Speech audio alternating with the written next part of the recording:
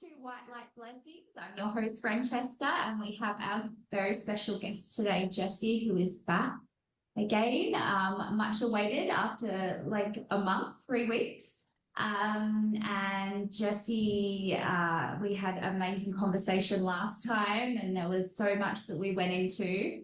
But today we're going to talk about your training and your experience with that and everything you went through that you wish to talk about. And yeah, just handing it over to you. Sounds good. It is so extensive, and I try to break it down into pieces because there is so much, and even with breaking it down, there's still so much more. So I try to just give, a brief overview, tackle it kind of piece by piece. But I do have some things in the works that I think are helpful if people want to kind of catch up or revisit certain topics. So I want to make sure I give those resources kind of at the beginning here because they'll really be a valuable tool as you're hearing my testimony and as we're going through things. So the first resource is on my website, kingdomlivingwithjessie.com. On there, you'll find my series, Unveiling the System. So that's going to be the most extensive, comprehensive breakdown of the system that is available. And I start at the very top. I'm working my way through that series. It's going to be a continuing series where I'll continue to add more and more videos to it, both on the government side of the brotherhood system, as well as for the sovereign military. So it really begins to give you a good picture of what we're dealing with. Particularly, with the sovereign military, you also get with all of it, you get the Nazism, but you get the connection, of a foreign military operating in conjunction with our military, as well as militaries around the world. And that's important to realize because we have, as we begin to look at the training aspect that the hierarchy kids go through or things that those they consider expendable children are going to go through, it's going to be mixed with, your brotherhood, your sovereign military infiltrating different structures of our society regionally and quadrantly. So that's a great resource. The other one is still in the works, but parts of it are going to be found on timothycharleshomeseth.com. On there, you'll find my affidavits as well as my Congress petitions. And if you look up my name and either of those words, those will pull up. But the resource that I'm creating from those is going to be a book, and it's going to focus and center on the training that the hierarchy children go through. Because worldwide, the system has a mass training program. And children are brought into that program unaware, starting around age 4.5, 5. Most of their families don't know what's going on with them. It happens either through, you get a few daycares that will get involved, but mostly the school systems. And children go to school and then they're selected. They're going to go through different forms of testing. And then from there, they're going to begin to, I'll call it, tour different military bases. And those military bases and tours are going to determine, what they're chosen for in the system, what position they're going to be trained for, what that training is going to entail. So that can, be training, that can be projects, that can be programs, that can be MK Ultra, based on what their position is and what they'll be used for. So we're going to get into that.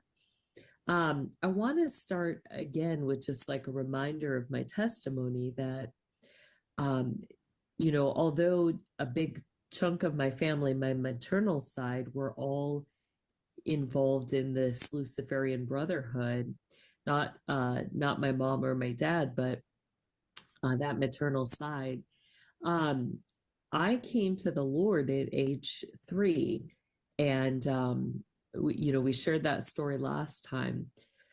So I went into the system as a believer, and I didn't have, all these tools. I didn't have all this spiritual warfare experience. There was nothing about me in regards to that made me extra special. In fact, I was a very, I'll say, advantageous child, very creative, very, you know, I was like a goer, a doer.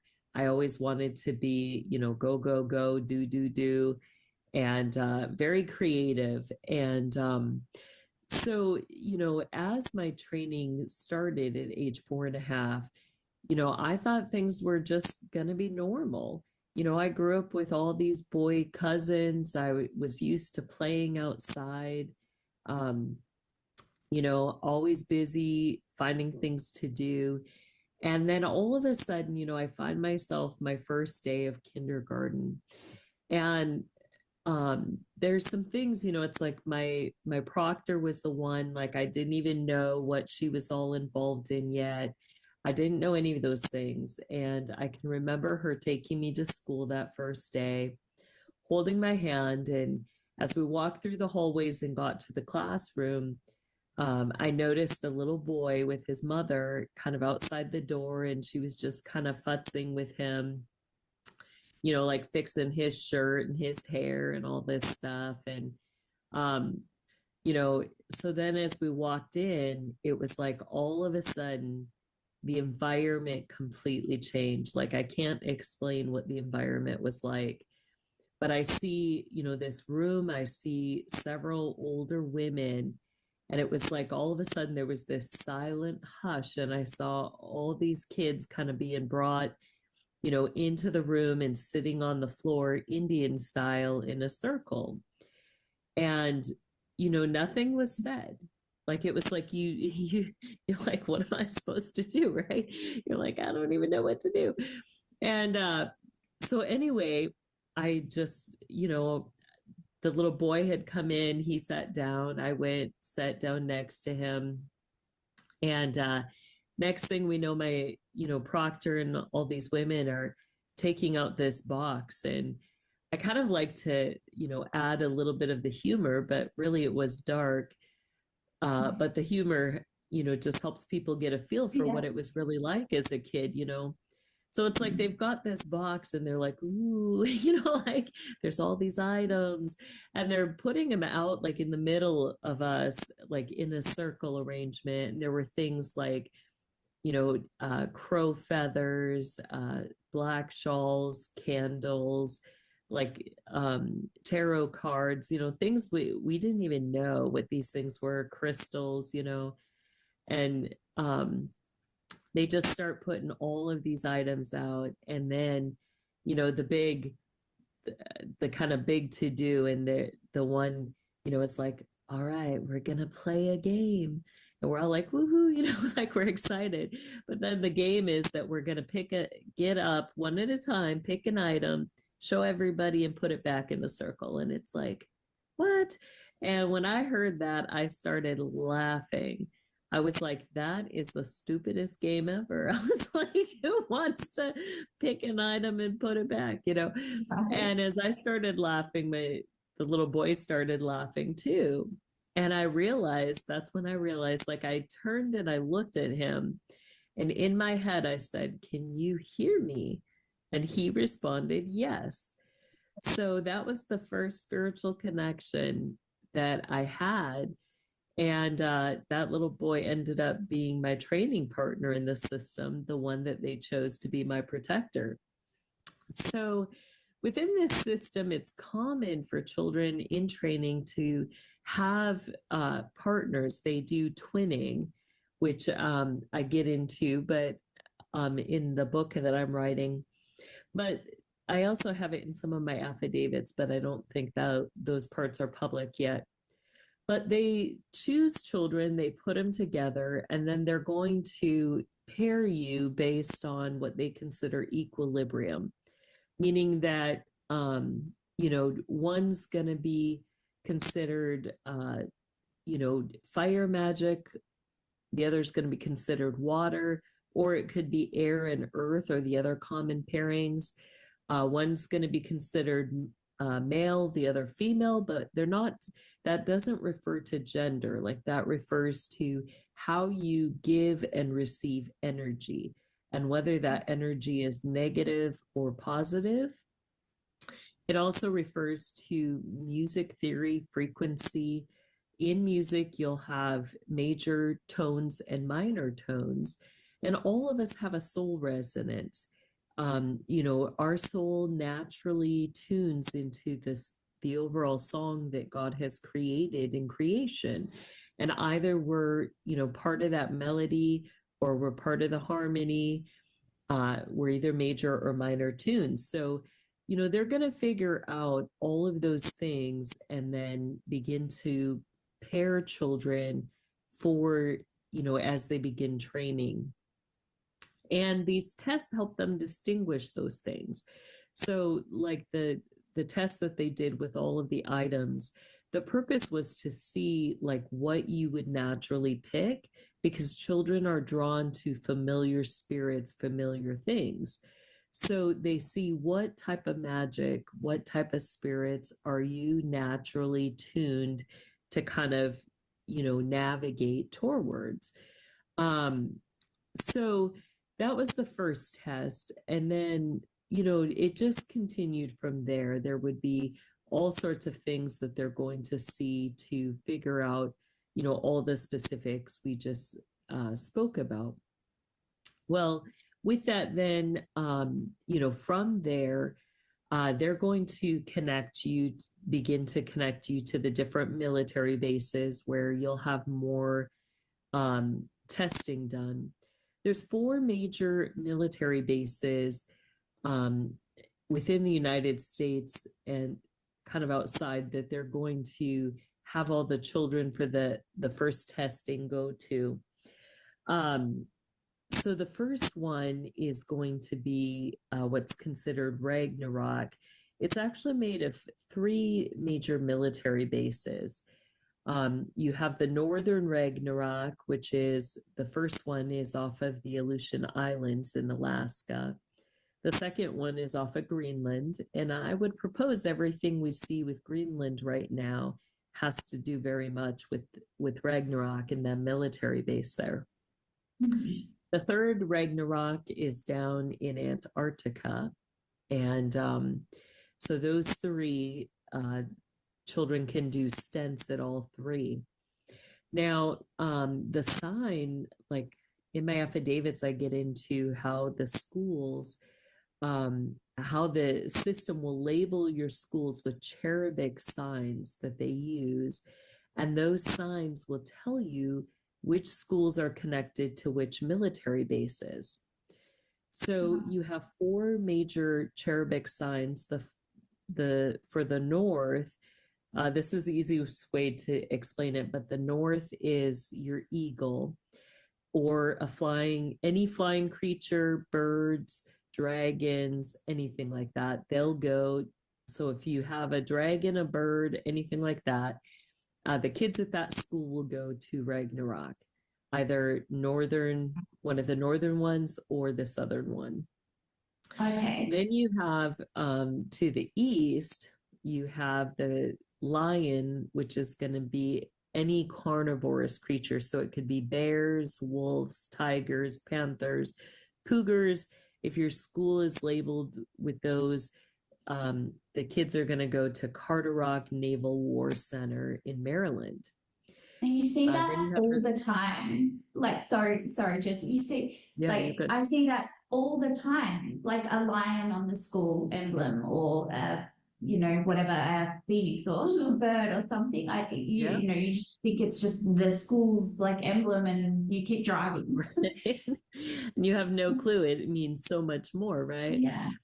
Well, so the South then is what's considered the man, or the sign of the man. So it could be like a knight, a warrior, an Indian. It could be a tool of a man, like an arrow, a sword.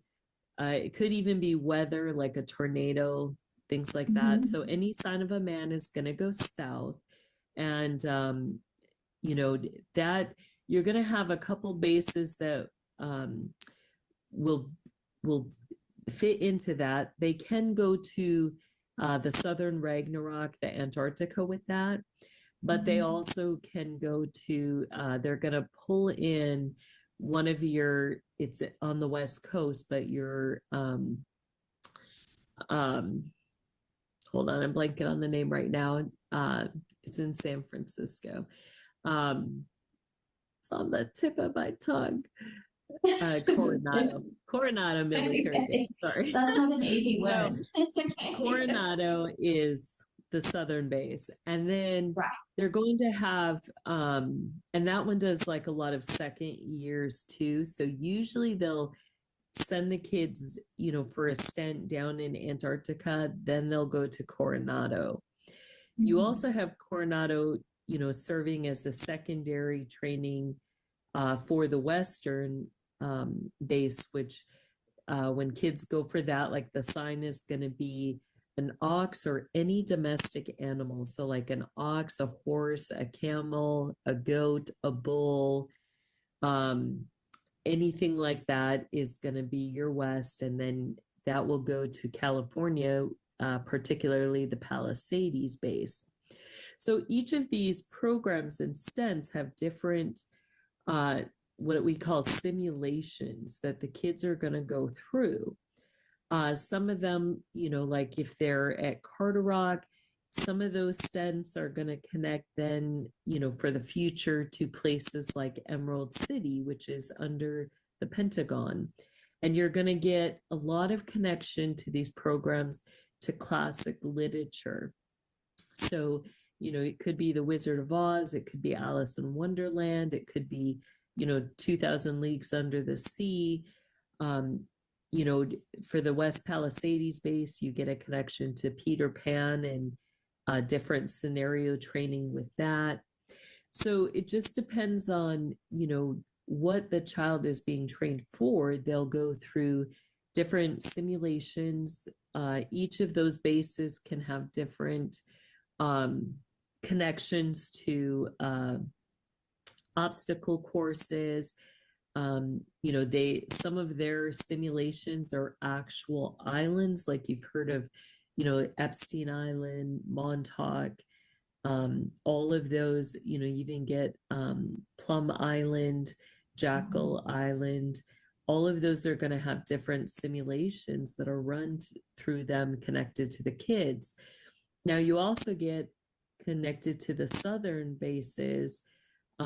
They are going to include, like they're not exclusive, so they won't always be first year, but you can get NORAD and Telluride out of Colorado involved in that, as well as you have an underground city of Asgard under Yellowstone National Park.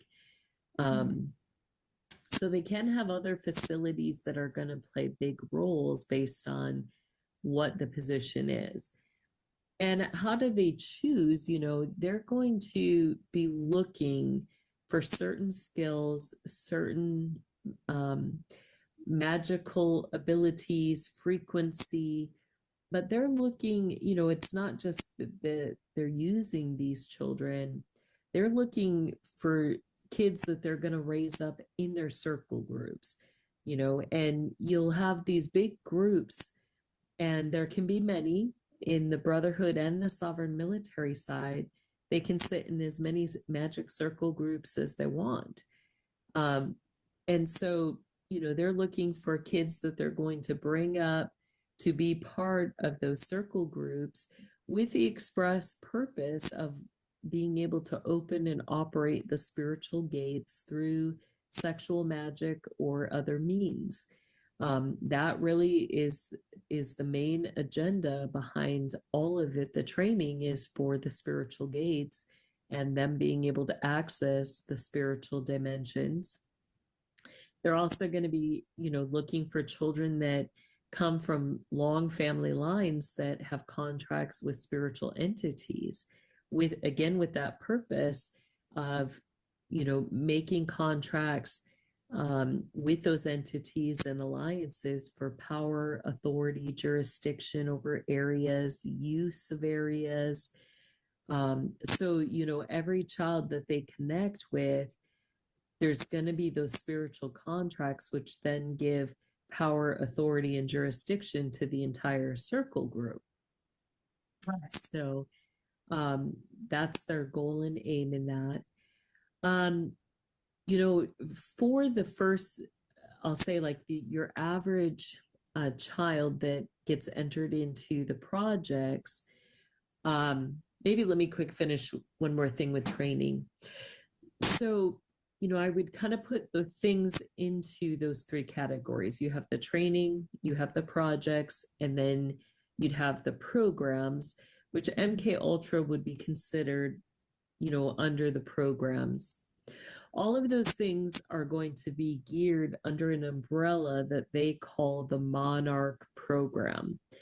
Now, you have the specific program connected to MK Ultra is also called the Monarch program, but it's not the overall umbrella.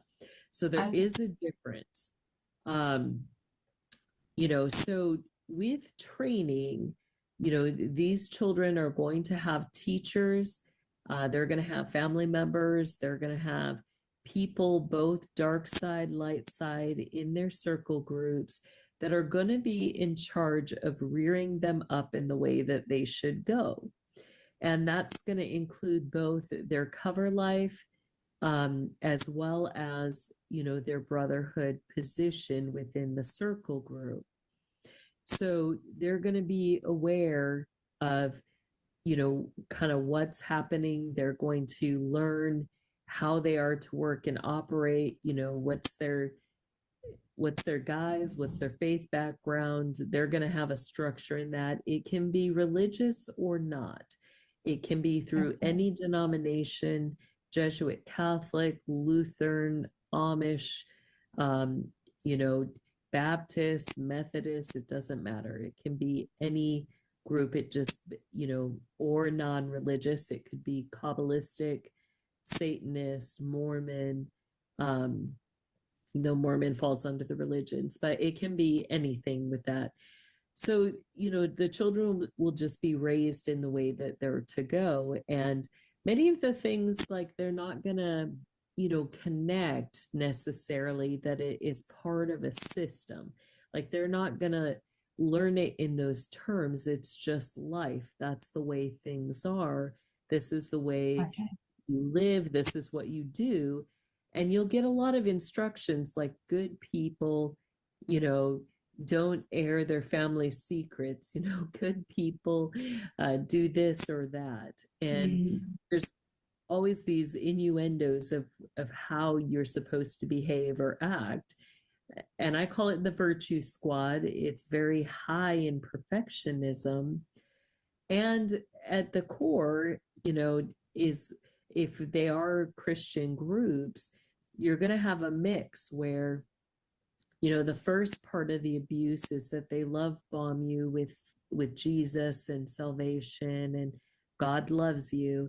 And then the second part of the abuse is that, you know, they take that all away. Whatever the sin is that has been committed by people in your circle group now is your sin. And now, you know, God is angry. You have to earn or work your salvation. And they begin to play the mind games with what that is. So an example of that, you know, one of the things that I witnessed was a little girl that, you know, was raped by the priest. And, you know, she was very dogmatic after it and went after the priest. And all the women, older women, came together and, you know, began to attack her. In fact, you know, the one that was my main trainer, my proctor, her exact words were to her, you know, how dare you attack the man of God? You know, if you had kept your knees together, you wouldn't have had this problem. And why couldn't you keep your knees together? Because they're too fat. Like, that's exactly what she told her. And it's like, so you'll have the whole, circle group attack, and now they make it where you are the one who committed the crime, and rather than, the members of your circle group. So that's a common thing. And, that virtue squad, it can include, they'll do silent treatment. They'll throw the children into dark places that could be basements, that could be locking them in closets, that could be locking them in pits or wells. That will be part of the compliance terrible training. psychological warfare or psychological torture, I guess you could say. Yeah, it definitely is. So, you'll keep going through those things until you comply. That's kind of how they do it, is the punishment will continue until you comply. Whatever that, whatever they deem is the punishment. And sometimes it's not just you by yourself. If you can't be correctable by yourself, they'll begin to punish all the children in your circle group together. And that's to cause peer reinforcement, because none of the other children want to be punished either. So they figure that's the best way is to try to, really get your peers angry at you, and then, hopefully you'll comply. So, a lot of things have a form of godliness, but yet it's really not of God. And it's, a twisting, a deception of the word, a manipulation of the word of God. So that's training. And with training, you can have proctors, teachers. These are individuals that, some of them are going to choose children to take their positions, and their job in that of the teacher or the proctor is to train the children in exactly what they do, so that when they step down or if something happens, the child will step into that position and be able to fulfill everything that was being done. So then you have the programs, and those are going to be very specific. Those are going to include different things. So I would say things like, Epstein Island was a program, Montauk was a program. You have the Looking Glass, which was a program. That, that's the first one they're going to start kids in that are high in visions, especially in end time things. And they would put children into scenarios where they would be seeing into the spirit world, having these end time visions, and then they're going to document through biofeedback everything the child saw. And from that, they're going to begin to try to play with or manipulate time. They want to see what's the end time vision and what are the steps leading up to that vision. What are the consequences of each of those steps, and where can we shift things to try to get a different outcome? So in those programs of the Looking Glass, they usually will pair 3 children, all strong in visions, but different forms. So they'd have one that would really get a good vision of the end time thing or end time event scene.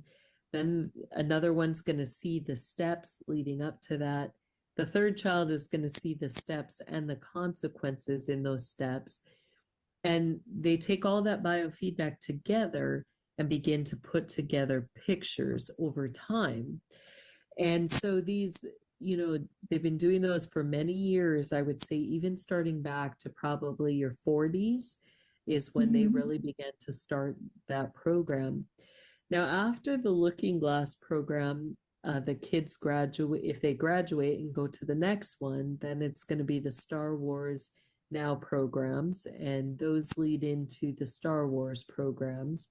And with those, they're going to begin to teach about the spiritual gates, the use of spiritual gates.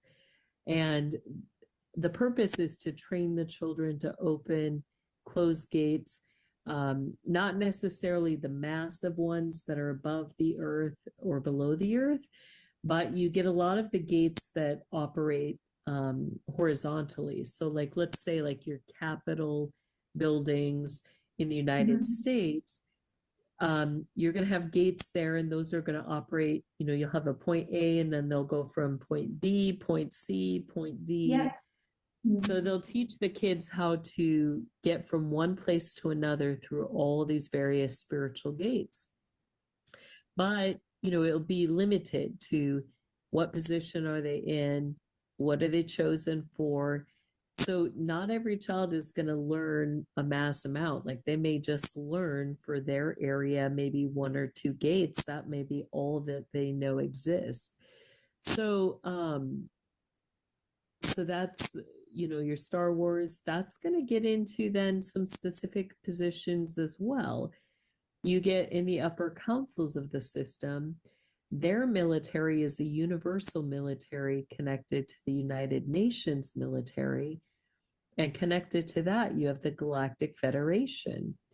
Now, our post offices are connected to the Galactic Federation. This is a universal military. And within that, you're going to get Jedi, you're going to get Sith, you have a dark side, you've got a light side, and you're going to get Star Wars, actual Star Wars, where, they're fighting within dimensions, they're transporting, they're delivering things. So sorry, Jessie, they make like, I feel like we've been brainwashed to think that these things are so far-fetched, like the Star Wars movies and, and that, like, when we're actually speaking to someone such as yourself that is saying, well, no, like, this actually happens, like, this isn't make-believe, we just can't fathom it, like, we don't, people are like, no, but yeah, the fact that the post office is even involved is right? Yeah, it's hugely involved. It's crazy. Yeah, but like I mean, not really, but it's hard to grasp, It's hard to grasp. I'm like, I've just been going to the post office my whole life, and there it was, just doing all the galactic crazy stuff. Yeah, so one of my, within those programs, they'll have actual U.S. military generals and colonels who are involved. So, like, I've named in my testimony the former head of our Department of Defense, Colonel Michael Aquino. He was heavily involved. And then our operational missional teacher for that, for some of the spiritual gates, was actual General Paul Vallely. And he's the head of the 1st Earth Battalion, which is a galactic battalion. He oversees Jedi. So, if you want to look up more on that, that's how you can find some stuff under the 1st Earth Battalion with General Paul Vallely. Within that, there's going to be a lot of different things. Their goal is to move kids to be missional. So that can include, training that is both for what we'd classify light side things, healing, recon, locating for those purposes. Then you have the dark side, which their job is to cause chaos, destruction, devastation. Many times that's done through weather manipulation, where they're going to use witchcraft to cause weather phenomena, whether that's hurricanes, whether that's massive fires, tornadoes. And then through that, the dark side's going to come in, they're going to cause the chaos and destruction. Then your light side's going to come in as the good guys through support services like your Red Cross, which is, your Knights of Malta, or FEMA, other humanitarian efforts. And as the light side, in that form of godliness, they're going to look like they're helping you. But really, it's a subtle way of getting willing consent. What are things that they demand to give you help, right? They give you something. They give you access. That's considered a willing consent when you allow them to care for you.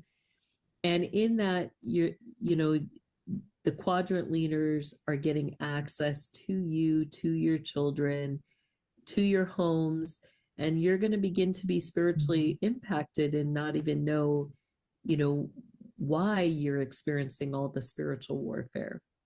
Right. This is how they work. So it can be either side. Children can go through training for both. Just depending again what their position is and what they want to use those children for. And they will be operational regionally, different regions, as well as quadrants and universally. So, go ahead. So the military bases, Jessie, does each quadrant have like specific training for the light side of the system and the dark side, or do they just all intermix? How does that They side? do have very specific, based on the child's what they're going to use the child for, their position. It will be catered to each child based on their position. So there's a general outline for training, both dark and light, but then there also is very specific. Okay. Yeah. And that goes back to like the fire, water, air. Is that how they're all interconnected? Yeah. Okay. You're right. Yeah, and how it works is it's just like school. You have different teachers, different classes. So like one of my main teachers was the Nazi let me start with Michael Karkok. His job was to teach me defense magic as well as spiritual gate operations. So every day I would spend hours in training with him as he was teaching the defense magic. Then there were stints with that. They got into, energy. With that, then we'd work hand in hand with Raytheon Energy and other energy companies. That would then connect to your military base, which then was under one of my other teachers, Colonel Michael Aquino. Then, like when I went to the labs for different training there, that dealt with John O'Brennan. He was one that would be involved with a lot of the labs. When I did like my stint on, began to learn alchemy as well as like procuring, making tinctures, potions. That was the Eastern Quadrant Grand High Priestesses, Lori Cabot Kent and Gloria Vanderbilt. Some of that dark magic as well as mummification and other dark arts, that was Gloria Vanderbilt. Lori Cabot Kent was more the Kabbalist, administrative, teaching, so the cherubic signs, all those things we went over for the schools, that was Lori Cabot Kent. Yeah, so there's, it's like you would just get different teachers, different classes, different forms of knowledge, and their job is according to your position, they're teaching you what they know. So they don't always have all the other information that, like Lori's not a master at defense magic, even though she's very skilled at, at different forms like Solomonic and Enochian magic. She's very skilled at those, but she doesn't know everything that Michael Karkok knew. Her job's like just to teach me. Yeah, her job's just to teach me what she knew that applies to my position, and she passes that knowledge on. The same as Karkok. So it is very specific in that way, even though there's a base framework that they developed that the kids will go through. Yeah. So, I mean, I can't imagine the first day of school sitting around in a circle and being told to pick whatever item or whatever you see or whatever you Right. think the item is, and then hearing, your friends or your training partner's voice. But as a kid, you just think, okay, this is a bit weird, but I'm just going to go along with this. And then I Right. can, That's what I did. It was like, oh, cool. We can cool. talk without talking. Yeah, You yeah. know, we I didn't like, know any better. We didn't know, anything, but what it is it's that spiritual connection that God yeah. gives. There wasn't any Um, magic or anything in it. The Lord just gave yeah, that spiritual connection. yeah. And I guess from there they were like, okay, we kind of know like where with what strengths they have, which each child has, where we're kind of going to go with them, what how far, how many I suppose like gates they can access and things like that. Yeah. And I think like I guess as you go along, like any abuser, it starts off any form of abuse, it starts off you think, oh, this is cool. This person loves me. These people are nice. Yeah. And then over time, it's just they allow you to have that trust. And then all of a sudden they flip over to their other side and you think, okay, I guess they're still a good person. And being a child, you're so easily completely manipulated, and by the time you're so far It's into very it, much like that. It's like it's the constant severe trauma with all of a sudden you have to man up, put on your big girl pants, and you've got to cope through it. There isn't a not coping. no, If you want to live, you need to cope. And you realize, that not only do you want to live, but you want to see others live. And right. so it puts you in a position where you're constantly having to make choices that, most adults don't even have to make those choices on a regular basis. But No. it's that constant fear, that constant threat, that constant survival mode that you're in, and the things that you're witnessing and experiencing don't even count as triple X. Like it's like, you know, this stuff, people can't even imagine the depth of the evil. Like it's just insane. And you have no words, you have nobody telling you what to expect. You're not prepared. Everything is your initial raw reaction. And in that raw reaction, you learn very quickly to make choices. And the truth is, your choices are either going to be good or bad. And those Mm. choices are going to define you. And it's very difficult to remain good in that system because they pretty much take that away from you. Even Mm. those that, even as a kid, you're in some of these situations and you're like, well, you know, I could just let myself die and then that will stop everything. But they don't let you die, so even if that's your best good reaction, they won't let it work that way, so that you're now stuck not being able to die and still having to see or experience the abuse, the horror, the terrors, and you're just constantly stuck in it. um at the same time, it's not a hopeless place, because Mm. very much the Lord is moving in that place. As hard as it is for us to understand what the depth of evil that's there, the Lord doesn't abandon people. He's very aware of what's going on. And I know that's a hard place for some people to hear, because they're like, well, if God sees, if he knows, if he hears, why does he allow the evil to, go on? Why does he not save everybody? And I don't have answers for all of that. But what I can say, is I know, like, for my own situation, if God had not allowed me to go through all of that, then there would be nobody to be that voice for those who have no voice right now. You have kids that are trapped in that system. You have those who are experiencing that depth of evil.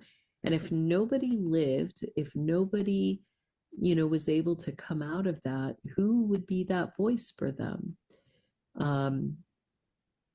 So not that justifies or gives a piece to that answer for most, but that's just the way it is. Right. The Lord, And the Lord sees.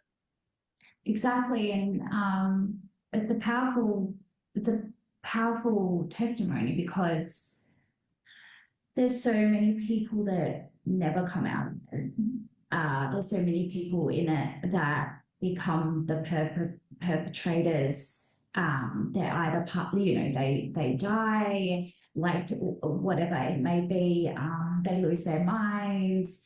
So to have someone such as yourself be able to survive all that and be sitting here today to say, this is what I went through. This is why I'm here to give a voice to these people that, are going through this now. It's just incredible. And I think it's important to remind people of that because it's easy to get, I guess, listening to these stories, people will lose a lot of hope and think, oh my gosh, like it brings light to darkness. And I think that that's really important to remind viewers that, there's always that hope. And hopefully, maybe if someone's been through it and they're going through a really horrible time or they don't want to speak out, this helps them in some way. Yeah, exactly. And that's my hope in sharing my testimony is that it will help, that it will give, resolve, it will help to put pieces together. Sometimes that's all people have are the pieces. Mm. You know, and there's things that we can do with those pieces. We don't always have to have the answer right here, right now, but it helps to understand, what is the outline, what's the framework, how do things work and operate.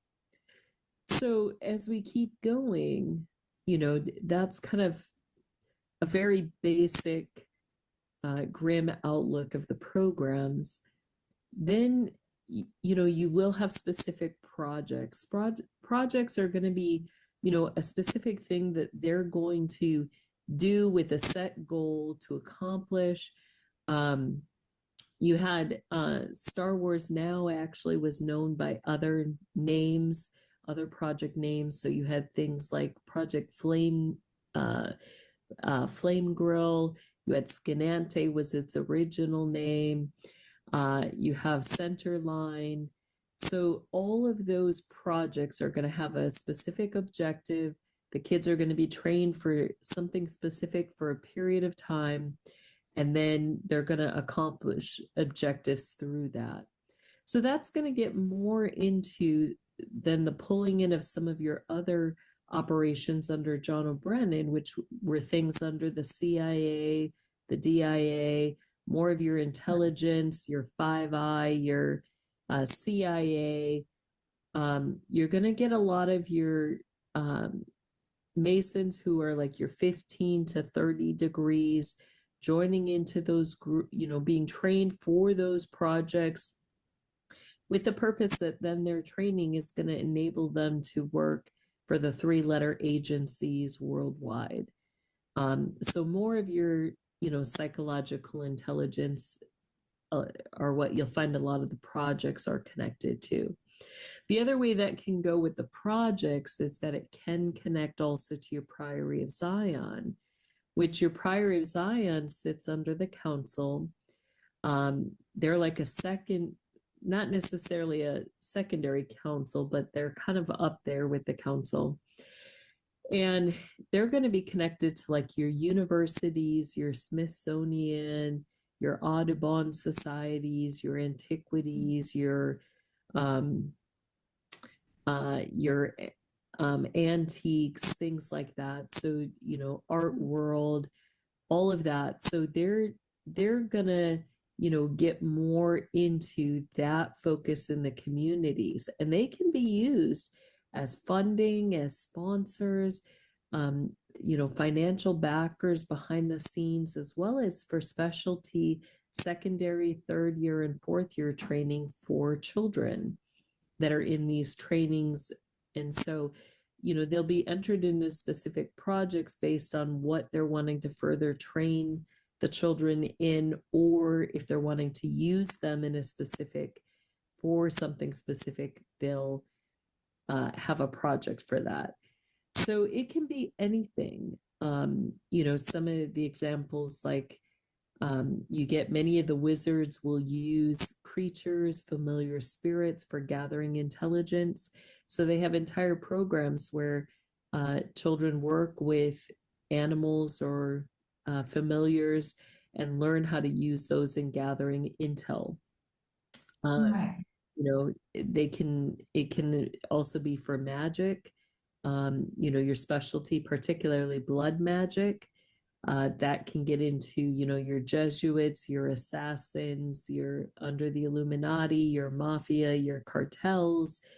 Any of that can all be included in a lot of your different projects.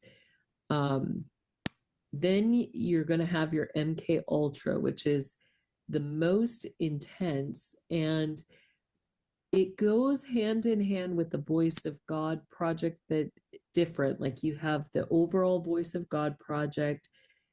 The end time agenda with that is to, get all the spiritual gates open, to create an army that's both human and demonic, and to, have those humans be able to host those demons so that when the gates open, they can, hosting those demons, get them into the courts of heaven and usurp the throne of God. That's the overall Voice of God project. Oh, yeah, yeah, okay. That's the overall That's goal for the that. overall. Yeah. Okay.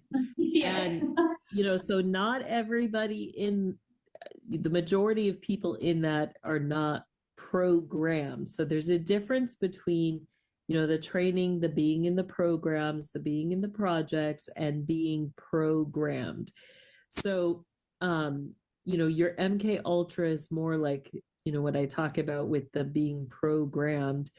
That's where they're going to specifically, they're going to torture with the purpose of, having control of somebody's mind.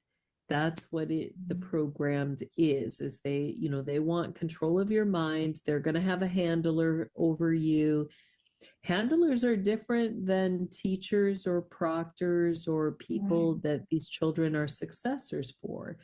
Your teachers and your proctors, they're going to present things in a way like, you're going to learn. That learning is going to be very reflective and experiential. So you'll be put into a position within that experience. You're going to be experiencing things, and your reactions are all raw. You are making choices, and those choices impact what is happening in that experience. You don't have anybody telling you what to do or what to think. You can ask questions, but if you ask questions, they're going to give you questions back. So like an example would be, they're going to have you studying a lot of magic books, a lot of occultic books. Initiates of the Flame is one of their books for the Order of Melchizedek, which is the highest order. So if you're reading that book and you have, like, you see Valhalla, you see all these ancient cities like Shambhala, and if you, say to your proctor or teacher, oh my gosh, like, is Valhalla real? It's talking about Rainbow Bridge, and it's talking about, you know, all these other things. And oh my gosh, like, there is a Valhalla, Kansas. And there's a rainbow bridge that goes to Valhalla, Kansas from Topeka. And is Valhalla in Valhalla, Kansas? You know, if you ask that, they're going to be like, well, I don't know. Is there a Valhalla? Like, you know, you're going to get a question back. Right. But if you come to the truth, and that's what they're wanting, all the learning is if Kabbalah is reflective, they want you to come to the truth. If you come to the truth, you now have earned your right to see and to experience. So if you're like, oh my gosh, Valhalla is in Valhalla, Kansas, they're going to say, let's pack up. We're doing a road trip. Now you get to go. And now you're going to get to earn the entry in.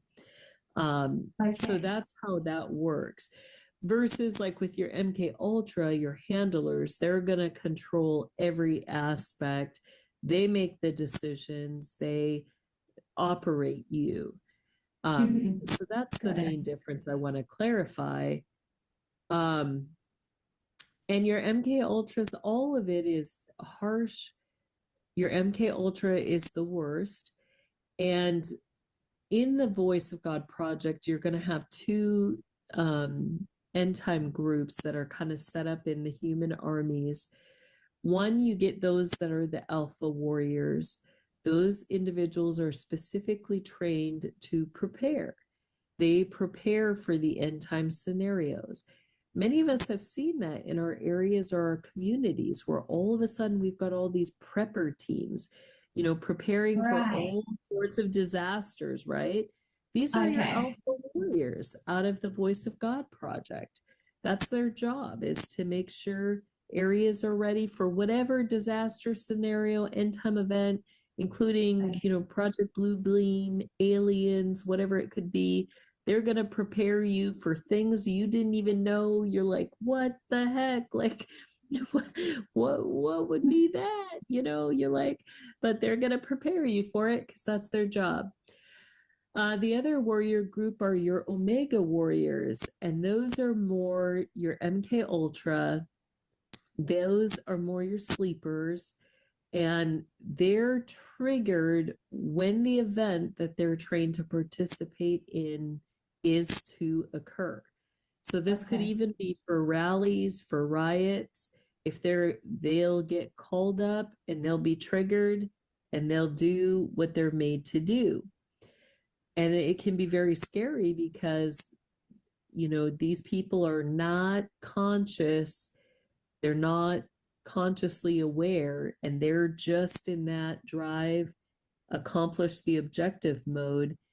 And this is where you'll see scary things like shooters that, you know, the police are trying to take them out and they've, you know, have to put a million bullets in them to get them to stop, you know. So that's more like when I speak of MK Ultra, that's more how I experienced or witnessed that.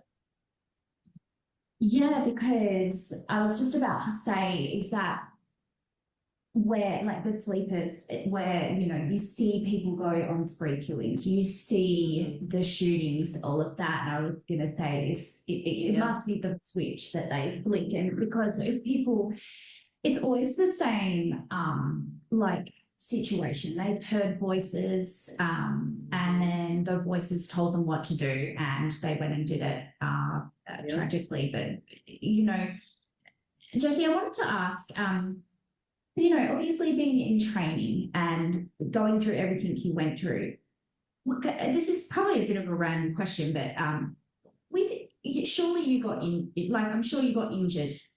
Like, I couldn't imagine the things you had to do and go through. And how did you? I know I've heard you speak about like healing. They would get the white witches in to heal you. Could you maybe talk on that? Yeah, I call them the witchy hands. Yeah. So they use it. They have, you know, a lot of your priestesses. They have select group of priestesses that are going to be involved with the trainings.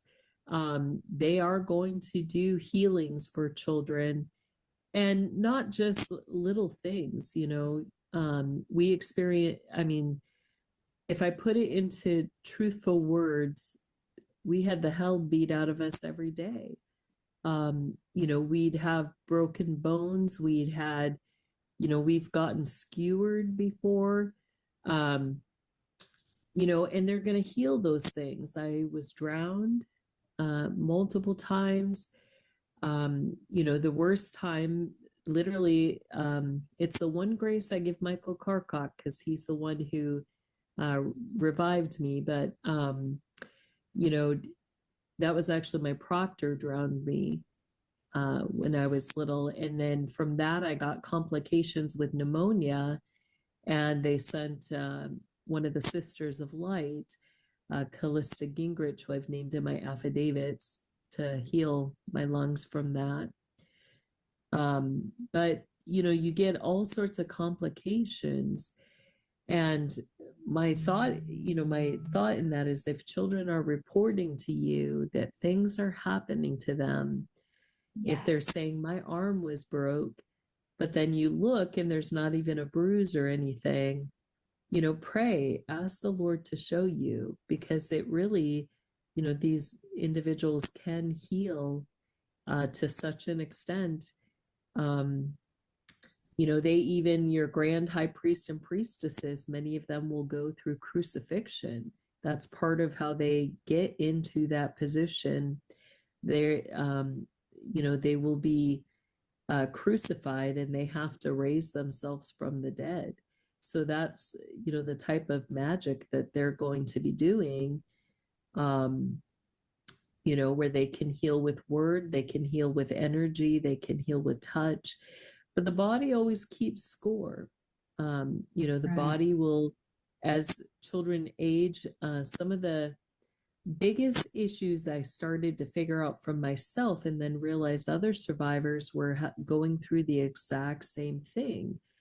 But some of the odd issues that the body, or that it will manifest through as you age as a survivor, are the electrolytes. The potassium is a big one. Thyroid. Potassium. Okay. You know, so that can all Is this things that lack later on, like you can't, your levels are all wrong and right, your adrenos, yep, your because they use a lot of the functioning adreno, which they use it to heighten your spiritual acuity, your body will just use up, or your body stops producing the hormone or the chemical because you have it coming in from an outside source. So like potassium, because because of the amount of energy and things that they were having you do, your body would just use up so much potassium. They'd have to, like I talk in my affidavits, I'd have to eat like 10 bananas a day. And the, you know, the guise was that I just loved bananas so much. But then I'd get at night, I'd get really severe restless legs and Charlie horses in my calves as a kid. They'd so run me painful. super hot baths and stuff to try to calm my muscles because of the potassium issues. I would be getting all the muscle cramps and the Charlie horses, and you know, and then that continued into adulthood and kept getting worse and worse until I learned how to I learned that I had to keep it at a higher level. Right. Like I didn't function at a normal level. You know, my body had to have that high amount. Yeah. It's always going to be, you know, like it's got to go somewhere. You can't go through all that and not have something that your body goes, okay, enough is enough. Yeah. And also just like, you know, not being being in a state of trauma all the time, because you'd be so continuously over and over again traumatized in whatever situations they were putting you in, having to undo that and, like, I suppose mend your nervous system, that would have been, that I can't imagine the task that would be. Yeah. That'd be a great topic for the next show we do, talking I about know. what that looks like, the mending, the, Yeah, the you know, many, yeah, the coping, all of that, you know. because that's a whole other subject. And I'm Yeah. like, I often people probably think, why is she smiling and laughing throughout this? But I'm kind of like, oh, I kind of just think one thought I keep getting is, man, like, if you pray to God, you pray and you say, hey, like, can you please, that is so much easier than being in the system. It is so much Yeah. work. And I don't mean that I'm not making light of the evil that they commit every day and put these poor Right. children through. But it's so much work. Like you could just say a Yeah. prayer and get your answer. And they kind of spend all this time and energy and rituals and everything just to kind of, I suppose, play God in a way, but they're Yeah. never going to be God. And it's mind blowing. But I think we probably will wrap it up. I think our hour is done. I don't want to keep you, Jessie, but we definitely will speak. I think speaking about many, my cat has just opened the door and come in, and my dog and my other two cats. So, but no, Jessie, thank you again. I really, really appreciate you being here. Always. I mean, this is the second time, but it's so interesting and fascinating. And Yeah, yeah, definitely. been amazing speaking to you. And I will make sure I put all of your links in the bio Great. below. Very important. Let me And give one more resource too. Um, yeah, yeah, I think we'll continue to break down more about the training, but I have done an extensive series. I think there's about, I want to say there's 7 to 15 videos, but it's most of them are titled The Gateway Experience. right. And in that, I get into the military bases and the Gateway Experience projects and programs, and that's with Aquarius Rising Africa. Uh, so people can get into that. And then specifically for those who are looking at the Mormon connection, we have about a 15 video series on the training that happens that would interface with the Mormon church as well. So, yeah. Yeah, I mean, just quickly, without holding you up, Jessie, I remember watching a documentary about the Mormon church and I saw the massive eye on the temple Mhm. and I was like, oh, like I definitely believe that that is not God is just Right. the front. It's definitely, yeah. And I hopefully we can get into that eventually as well. Yeah, But look, definitely. Jessie, thank you. And thank you for everyone who watches. I hope you guys enjoy the show and stay safe. Until next time.